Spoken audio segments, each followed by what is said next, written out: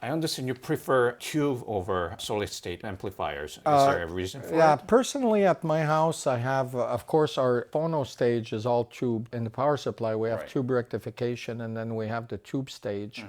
In the phono stage, the signal part. We developed this with True Life Audio in collaboration. Now I have True Life Audio preamp, and the amplifiers are hybrid. That means that there's tube rectification and there's a one signal tube, and the rest is solid state. So this makes me very happy because it has the intimacy of a smaller tube amp, but with the power, 400 watts where you can drive any speaker. So it's a good match.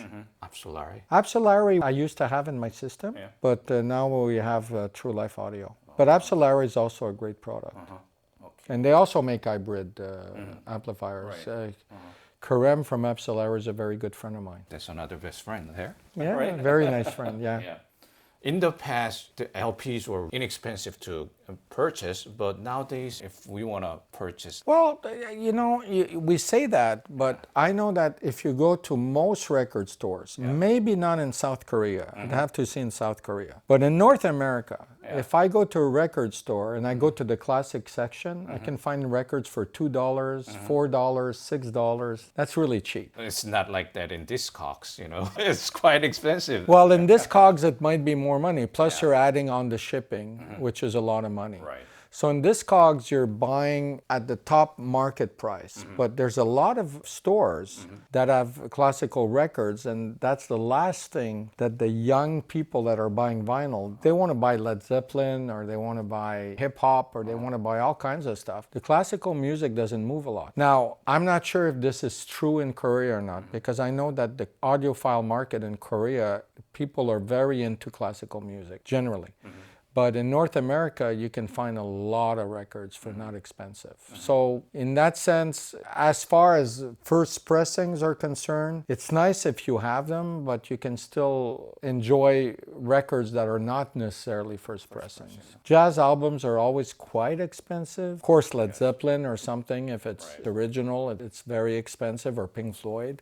But generally speaking, Dark Side of the Moon, I know that I bought maybe 10 versions of that. Well, there was an anniversary issue, there was this, there was that. I bought a few, and I got a second edition maybe from British print, and it cost me maybe $150. But the quality of the record is not comparable to anything else. Sometimes it's worth spending that extra money because Dark Side of the Moon is a classic of that era. It's the most sold record maybe ever in the history of LPs. So it's a standard of a sort, but you have to get an early pressing in that case. I wouldn't pay $3,000 for a copy to get the first pressing though. The second pressing is good enough for me. At some point you have to get reasonable. Well, but that's a really expensive machine there. For sure. But when you have 4,000 records, you can't all buy records that are $100 each, because price would be prohibitive. What are your hobbies besides hi-fi? Honestly, not very. Music is my mission. That's what I do. I heard that you play instruments. I used to play the electric guitar and blues and all that, but when I started traveling with Kronos 12 years ago,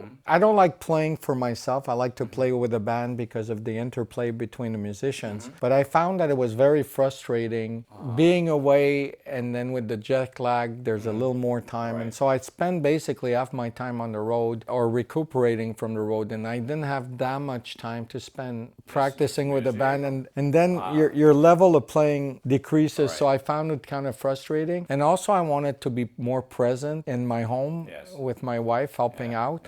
So I just was feeling a little bit guilty escaping and going to spend time with the boys, practicing music. I kind of left that a little bit on the side. But definitely playing an instrument opens your mind as to what sound can be. Because when I hear blues on a system, I know if it really sounds the way it should or not. And when I was a child, I was playing violin, so I was horrible at it. But I kind of know what a violin sounds like. And my sister's a concert pianist, so I was raised in a family where music was an active part of life. What brand do you prefer? In guitars? Piano. Oh, in piano, I don't know. I have no idea. I'm not a pianist. In guitar? Well, in guitars, Martin is a great. I have a 1959 D28, so that's a great guitar. And I have a Fender Telecaster and Stratocasters, a few of them, and they're great. And Gibson is a fantastic guitar. I have a 1962 Gretsch Duo Jet.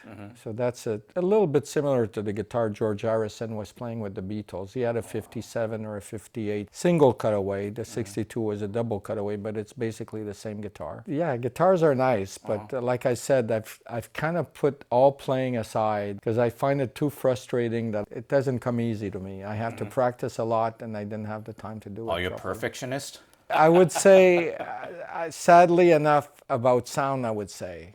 I'm hard to please, which is not always good. But in other areas of life, I can be quite flexible. But as far as Kronos is concerned, not very. It has to be the best or nothing. Yeah. Would you like to share any final thoughts? Well, my final thought is analog is great. I invite every audiophile, if they don't have a record player, to get one. It doesn't have to be a Kronos. It can be a Rega, a Project, anything, so that you can get into the analog side of things and slowly improve your equipment if you like it, if you feel the need. But I think there's a connection that happens when you have LPs and you have a physical medium in your hands. There's a certain connection. And I'm just saying that because it's nice if people enjoy the music at a deeper level, not just in an abstract way, but in a concrete way. Keep in mind, though, to be careful of pseudo vinyl, which means digitized analog recordings on vinyl. I don't think is a good idea. Nothing against a modern production that would be made digitally that's put on vinyl, but if something was recorded in an analog way, to make sure that you're actually getting the record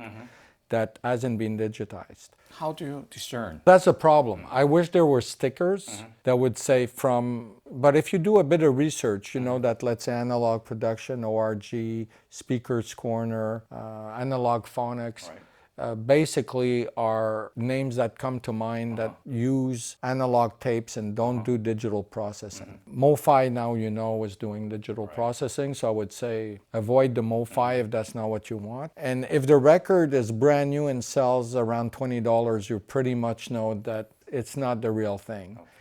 Or buy older records from the 70s or the 60s. And then you know that, and they don't not need to be expensive. Classical records can be $2 or $3 a piece. Wow.